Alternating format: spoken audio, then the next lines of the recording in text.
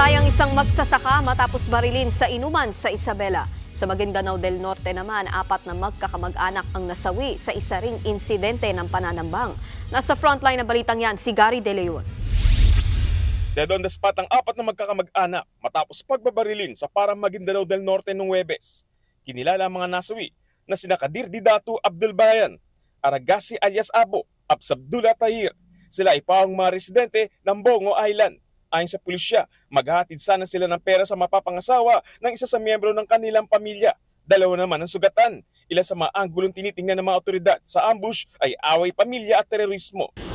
Isa namang sundalo ang nasawi sa pananambang sa Bulan, Sorsogon kahapon. Ayon sa Philippine Army, sakay ng motorsiklo sina Corporal Rodel Felizmino at Private First Class Jamil Forte galing sa isang community support program. Nang sila'y pagbabaril ng mga umaning miyembro ng New People's Army o NPA. Dinala pa sa ospital ang dalawa pero agad ding binawian ng buhay si Felizmino habang nagpapagaling naman si Forte.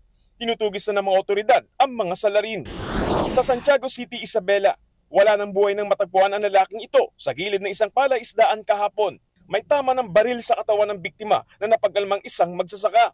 Ayon sa pulisya, nakipag-inuman pa ang biktima sa 2 lalaking tinutuntun na ngayon. Umalis daw na ang dalawa nang dumating ang isang lalaking may dalang baril. Sumuko naman ang suspect bitbit ang kalibre 45 baril na ginamit umano sa krimen. Inaalam pa ng mga otoridad ang motibo sa pagpatay. Nagbabalita mula sa Frontline, Gary De Leon, News 5.